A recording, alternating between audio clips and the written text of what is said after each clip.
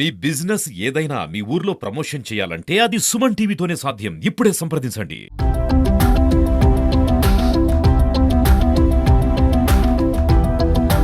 నమస్తే, welcome to Suman TV. మనము ప్రభుత్వ ఆసుపత్రిలో ఉన్నాము. ఇక్కడ అణువణువు చాలా రకాలైనటువంటి క్వశ్చన్స్ వస్తూనే ఉన్నాయి. వీటన్నిటి గురించి క్లియర్ చేసేందుకు మనతో నిజామాబాద్ జిల్లాకి సంబంధించిన ప్రభుత్వ ఆసుపత్రిలో మనం ఉన్నాము. ఇక్కడ ఆఫీసర్ ఉన్నారు మనతోనే, సూపరింటెండెంట్ గారు మనతో ప్రతిమరాజ్ గారు ఉన్నారు. ఒకసారి వాళ్ళతో మాట్లాడదాము. మనం చాలా రకాలైనటువంటి డౌట్స్ అనేటి పబ్లిక్ నుంచి వస్తూ ఉన్నాయి, క్వశ్చన్స్ వస్తూ ఉన్నాయి. సో సెక్యూరిటీ పరంగా ఇక్కడ చాలా వెనుకబడి ఉంది అనేది ఒక క్వశ్చన్ అనేది వస్తుంది. సో దాని గురించి ప్రజలకు మీరు ఏం చెప్పాలనుకుంటున్నారు? సెక్యూరిటీ వెనుకబడి ఉంది అనేది కరెక్ట్ కాదు. ఎందుకు వెనుకబడి ఉంది అనేది మనం ఎక్స్‌ప్లోర్ చేయాలి రీజన్స్. సో సెక్యూరిటీ అనేది మనకి ఈ గవర్నమెంట్ జనరల్ హాస్పిటల్ అనేది మన జిల్లాలో చూసుకున్నట్టయితే ఎట్ ఏ టైమ్ 2000 ఓపీ, వాళ్ళ అటెండర్స్, అడ్మిషన్ అయిన పేషెంట్స్ 1000 మంది. సో వాళ్ళ అటెండర్స్ అండ్ స్టాఫ్. సో నార్మల్గా చూసుకున్నట్టయితే మనకి పూటకి మినిమం 10,000 మంది క్రౌడ్ హ్యాండిల్ చేస్తున్న ప్లేస్ ఇది. సో ఇంతమంది క్రౌడ్ ఉన్నప్పుడు ప్రజలు వారి వస్తువులు వారు జాగ్రత్తగా పెట్టుకోవాలి. చాలామంది ఏం చేస్తున్నారంటే, మేము రౌండ్స్కి వెళ్ళినప్పుడు మేము కంటిన్యూస్ అబ్జర్వ్ చేస్తున్నాము, సెల్ ఫోన్స్ అనేవి ఛార్జింగ్లో పెట్టేసి పడుకుంటున్నారు. అలా ఛార్జింగ్లో పెట్టి పడుకున్నప్పుడు ఎవరు తీస్తున్నారు, ఏం చేస్తున్నారు అనేది మనం ఇంట్లో కానీ బయట కానీ వెళ్ళినప్పుడు ఎవరి వస్తువులకి వాళ్ళే బాధ్యత వహించాలి. ఇంతమంది 10,000 మంది క్రౌడ్ మేనేజ్ చేస్తున్నప్పుడు మనకున్న సెక్యూరిటీ, ఎవరు తీస్తున్నారు, ఎవరు దొంగతనం చేయడానికి వస్తున్నారు, ఎవరు పేషెంట్ వస్తున్నారు, పేషెంట్ రూపంలో ఎవరు వస్తున్నారు అనేది గుర్తించడం చాలా కష్టం. ఫస్ట్ ప్రజల్లో మార్పు, మీ వస్తువులకు మీరు బాధ్యత ఉండండి, మీ వాల్యుబుల్ థింగ్స్ ఎక్కడ పెడుతున్నారు అనేది చూసుకోండి. నెక్స్ట్, సెక్యూరిటీలో వెనకబడి ఉండడం అనేది ఏం లేదు. ఏది జరిగినా కానీ మేము ఏదన్నా అంటువర్డ్ ఇన్సిడెంట్ జరగకుండా అయితే లేదు. కంపల్సరీ జరుగుతుంది. ఇంత క్రౌడ్ ఉన్నప్పుడు ఎవరో ఒకరు ఏదో ఒకటి మిస్గా బిహేవ్ చేస్తారు.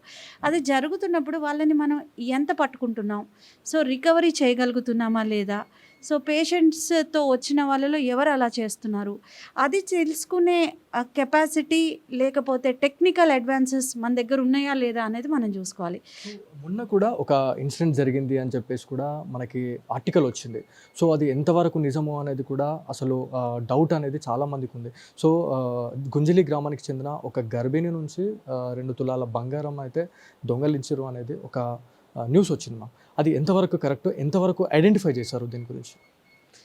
మీరు చెప్పిన వార్తలో హాఫ్ కరెక్ట్ ఉంది, హాఫ్ కరెక్ట్ లేదు అండి. కరెక్ట్ ఉన్నది అంటే దొంగతనం అయింది అనేది కరెక్ట్. కానీ దొంగతనం ఎవరు చేశారు, ఎవరి మెడలోంచి తీసుకున్నారు అది అంతా కూడా కరెక్ట్ లేదు. గర్భిణి నుంచి బంగారం పోలేదు. గర్భిణితో పాటు వారి అత్తమ్మ వచ్చింది. ఆ అత్తమ్మ తన బ్యాగ్లో మెడలో ఉండాల్సిన గొలుసు బ్యాగ్లో వేసుకొని బ్యాగ్ తీసుకెళ్ళి కామన్గా పడుకునే ఏరియాస్లో పక్కన పెట్టేసింది. మధ్యరాత్రి అయిన తర్వాత ఎవరో పేషెంట్ అటెండరే వచ్చి గమనించి ఆ బ్యాగ్ తీసుకొని వెళ్ళడం జరిగింది. సో దీంట్లో ఈ ఇన్సిడెంట్లో పోయిన మాట వాస్తవం, కానీ ఎందువల్ల పోయింది, అది సిబ్బంది వల్ల కాదు, అండ్ పేషెంట్ నుంచి కాదు, మెడల నుంచి అపహరించడం అంతకంటే కాదు. జస్ట్ పక్కన పెట్టుకొని వెళ్ళడం మూలంగా వేరే వాళ్ళు వచ్చి తీసుకున్నారు. కానీ ఆ ఇన్సిడెంట్ని మేము ఇమీడియట్గా హాస్పిటల్ మొత్తం సీసీ కెమెరా విజిలెన్స్లో ఉంది, సీసీటీవీ విజిలెన్స్లో ఉంది. మా హాస్పిటల్లో మీరు చూడొచ్చు 200 వరకు కెమెరాలు ఉన్నాయి. ప్రతి ఫ్లోర్లో, ప్రతి వార్డులో, మేజర్ ఏరియాస్లో అన్నిట్లో కవరేజ్ ఉంది. ఈవెన్ ఓపీస్లో కూడా కవరేజ్ ఉంది.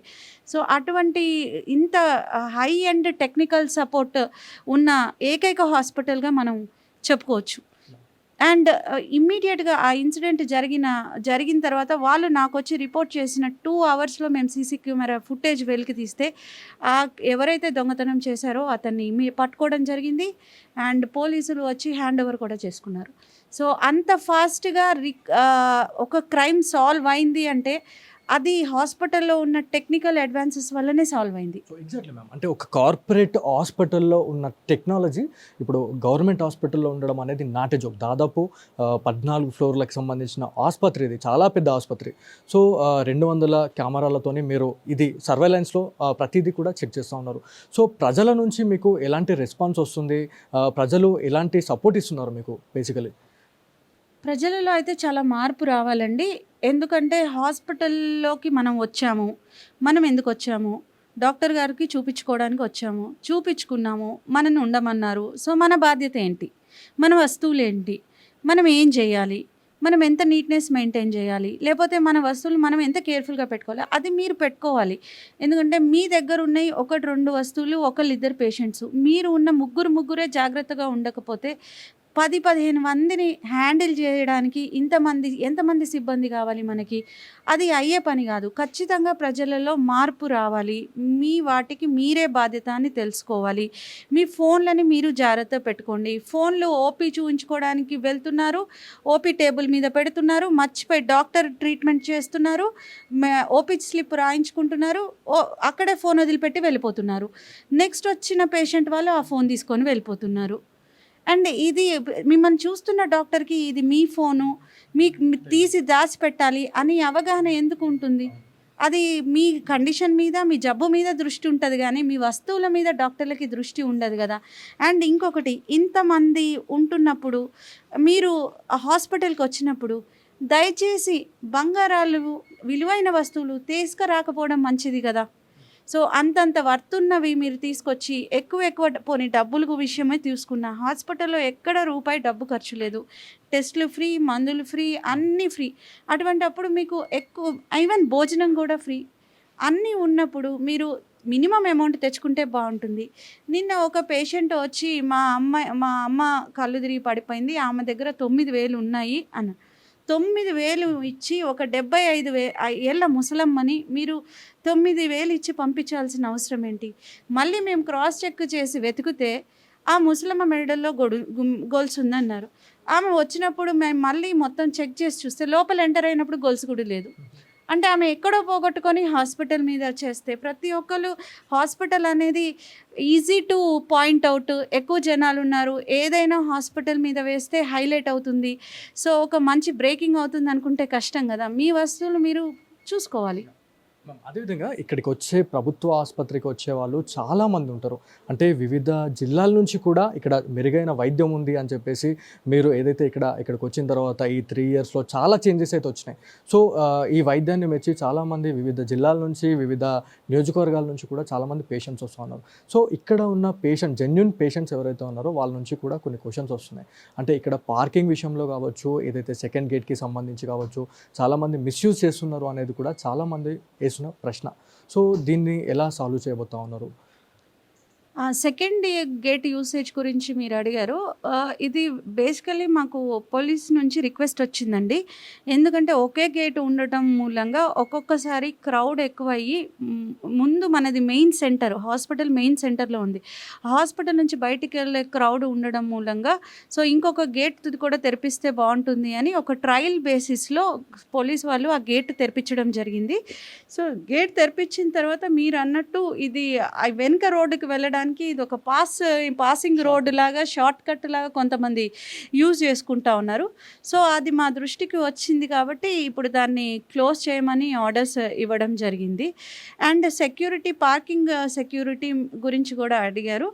మనకున్న ఈ 10,000 మంది crowd at a time manage చేయడానికి, ఐసీయూస్ మేనేజ్ చేయడానికి మనకి సెక్యూరిటీ అనేది అవసరము. ఆ ఉన్న సెక్యూరిటీ అయితే పని చేస్తూ ఉన్నారు. అండ్ హాస్పిటల్, ఈ సెంటర్ అయితే మేజర్ హాస్పిటల్ సెంటర్లో ఉంది. ఈ సెంటర్లో ఉన్నప్పుడు చాలామంది షాపింగ్కి వచ్చిన, హోటల్స్కి వచ్చిన, ఇతరత్ర సెల్ ఫోన్ మొబైల్ షాప్స్ ఉన్నాయి. ఏ పనికి ఇక్కడ వచ్చినా కానీ వారు బయట పెట్టుకోవడం ఇష్టం లేక తీసుకొచ్చి వాళ్ళ బండ్లు మన హాస్పిటల్లో పెడుతున్నారు. మన సెక్యూరిటీ వాళ్ళని బాబు మీరు ఎవరు అని అడిగినట్టయితే ఇమీడియట్గా వాళ్ళు ఇది నువ్వెవరు అడగడానికి, నీకేముంది రైట్, మేము ఇది హాస్పిటల్, ఇది మాది అంటే మీదే హాస్పిటల్, కానీ మీరు తీసుకొచ్చి పెడుతున్న మీ బైక్కి మేము కాదు కదా బాధ్యులము. సో అది మీరు ఒకటి నోటీస్ చేయాలి. అండ్ ఇంకొకటి, ఓన్లీ పేషెంట్స్ వాళ్ళ అటెండర్స్ అయితే మేము మేనేజ్ చేయగలుగుతాం. ఇట్లా బయట నుంచి వచ్చే ఒక 30% క్రౌడ్ని హ్యాండిల్ చేయడం చాలా కష్టంగా ఉంది. అండ్ వారిని కనుక మేము ఓపీ స్లిప్స్ అడిగితే మీరెవరు మమ్మల్ని అడగడానికి అని సెక్యూరిటీని లాస్ట్ 1 వీక్లో సెక్యూరిటీని కొట్టిన సందర్భాలు ఉన్నాయి. సో దీన్ని బట్టి మీరు అర్థం చేసుకోవాల్సింది ఏంటంటే, ప్రజల్లో కూడా మార్పు రావాలి. మీరు ఏ షాప్కి వెళ్తే, ఏ పని మీద వస్తే అక్కడ పెట్టుకోండి. జీజీహెచ్ అనేది ఒక పార్కింగ్ ప్లేస్ కాదు. అండ్ ఇంకొకటి, మీరు హడావిడిగా వచ్చినప్పుడు పేషెంట్లకి ఏమన్నా తగిలిచ్చి ఇబ్బందులు పెడితే అది కూడా మంచిది కాదు. అండ్ ఈ పార్కింగ్ అనేది మేము అలాట్ చేయలేము, ఇది గవర్నమెంట్ది కాబట్టి మేము పార్కింగ్ ఫీజు కలెక్ట్ చేయట్లేదు, పార్కింగ్ది లేదు, మాకు తీసుకునే ఎలిజిబిలిటీ కూడా లేదు. సో ఉన్న స్టాఫ్తో మేము మేనేజ్ చేస్తూ ఉన్నాము. కానీ ఈ దొంగలు అనే వాళ్ళు కూడా చాలా యాక్టివ్గా ఉంటున్నారు. మధ్యరాత్రులు వస్తున్నారు, ఎప్పుడు పడితే అప్పుడు రావడము, కొట్లాటలు పెట్టుకోవడము, అండ్ బండ్లు కూడా చాకచక్యంగా వాళ్ళ బండ్లు లాగానే ప్రిపేర్ అయ్యి తీసుకెళ్ళిపోవడము అలా జరుగుతున్నాయి. కాకపోతే కెమెరాస్ ఎక్కువ ఉండబట్టి అండ్ చాలా వరకు రికవరీ అవుతున్నాయి. ప్రజలు మీరైతే మీ బండ్లు మీరు దయచేసి క్యాంపస్లో హాస్పిటల్కి వస్తే పెట్టండి, లేకపోతే ఇక్కడ పెట్టకుండా ఉండడం మంచిది. Thank you ma'am. చూడొచ్చు, అంటే నిజామాబాద్ జిల్లాకి సంబంధించిన ప్రభుత్వ ఆసుపత్రి గురించి మాట్లాడుకుంటే చాలా కట్టుదిట్టమైన చర్యలతోని ముందుకెళ్తా ఉన్నారు ఇక్కడ ఉన్న అధికారి, జిల్లా సూపరింటెండెంట్ ఆఫీసర్ మన ప్రతిమారాజ్ గారు. సో ఇక్కడికి వచ్చిన పేషెంట్స్ ఎవరైతే ఉన్నారో ఖచ్చితంగా తగు జాగ్రత్తలు తీసుకోండి. ఎవరైనా వైద్యం కోసం వచ్చిన వాళ్ళు ఖచ్చితంగా మీ విలువైన వస్తువులని ఇంటి దగ్గరనే పెట్టుకొని రావాల్సిందిగా ఖచ్చితంగా వాళ్ళు రిక్వెస్ట్ చేస్తూ ఉన్నారు. అంటే ఇక్కడికి వచ్చిన తర్వాత దాదాపు ఈ ప్రభుత్వ ఆసుపత్రి గురించి మాట్లాడుకుంటే వివిధ జిల్లాల నుంచి కూడా ఇక్కడికి వచ్చే పేషెంట్స్ అనేవాళ్ళు చాలామంది ఉంటారు. సో దాంట్లో వాళ్ళతో పాటు వాళ్ళ ఫ్యామిలీ మెంబర్స్ వస్తూ ఉంటారు. అదేవిధంగా జిల్లాకి సంబంధించిన కొంతమంది అన్నోన్ పర్సన్స్ కూడా వచ్చి ఇక్కడ రాబరీస్ అనేటివి తరచుగా జరుగుతున్నాయి. కాబట్టి ఎవరి వస్తువులు వాళ్ళే జాగ్రత్త ఉంచుకోవాలి. మనని ఎవరైనా అబ్జర్వ్ చేస్తున్నారా అనే దానిపైన కూడా ఖచ్చితంగా అబ్జర్వ్ చేస్తూ ఉండాలని చెప్పేసి కూడా మనకి వైద్యాధికారులు చెప్తా ఉన్నారు. సో మొత్తం హాస్పిటల్ గురించి మాట్లాడుకుంటే సీసీ కెమెరా సర్వేలెన్స్కి సంబంధించి మాట్లాడుకుంటే దాదాపు 14 ఫ్లోర్లలో దాదాపు 200 కెమెరాలు కూడా ఇక్కడ అమర్చి పూర్తిగా ఇక్కడ నుంచి మానిటరింగ్ చేస్తున్న పరిస్థితి అని చెప్పేసి కూడా మనకి వైద్య నిపుణులు చెప్తా ఉన్నారు. సో ఏదేమైనప్పటికీ ప్రజలలో మార్పు రావాలి, ప్రజలలో మార్పు వచ్చిన తర్వాతనే ఇవన్నీ సవ్యంగా జరుగుతాయని చెప్పేసి కూడా మనకి జిల్లా సూపరింటెండెంట్ అధికారి మనకి ప్రతిమారాజ్ గారు అయితే చెప్తా ఉంది. సో ఇది ఇవాళ స్పెషల్ స్టోరీ.